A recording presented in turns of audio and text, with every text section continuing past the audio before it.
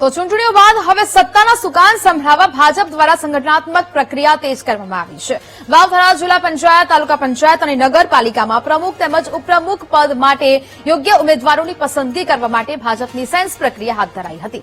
પ્રદેશ ભાજપ દ્વારા નિમવામાં આવેલા નિરીક્ષકોની વિશેષ ટીમ થરાદ આવી હતી। આ પ્રક્રિયા દરમિયાન ચૂંટાયેલા સભ્યોના મંતવ્યો અને અભિપ્રાયો લેવામાં આવ્યા હતા। દરેક સભ્ય સાથે વ્યક્તિગત ચર્ચા કરી તેઓ કયા ચહેરાને પ્રમુખ કે ઉપપ્રમુખ તરીકે જોવા માંગે છે તે અંગેના મત મેળવવામાં આવ્યા હતા।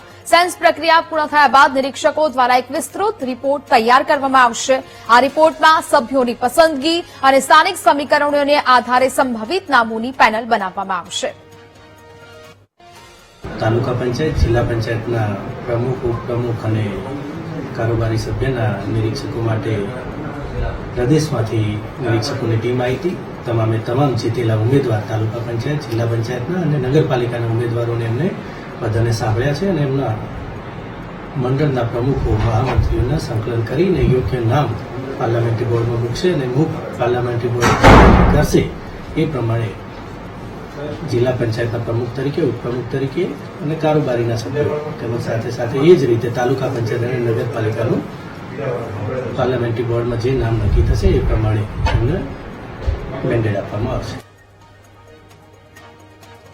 તો ચૂંટણી બાદ જિલ્લામાં ભાજપની સેન્સ પ્રક્રિયા છે તે શરૂ કરવામાં આવી છે। એક બાદ એક જે બેઠકો છે તે મળી રહી છે। પ્રદેશ નિરીક્ષકોની ટીમ સેન્સ પ્રક્રિયા માટે અહીંયા આવી પહોંચી છે અને અલગ અલગ લોકોના જે આ સેન્સ પ્રક્રિયા લેવામાં આવી રહી છે। ચૂંટાયેલા સભ્યોના મત અને અભિપ્રાયો પણ લેવામાં આવી રહ્યા છે। કોને પ્રમુખ પદ માટે જોવામાં આવી રહ્યા છે તેના પણ અભિપ્રાયો લેવામાં આવી રહ્યા છે।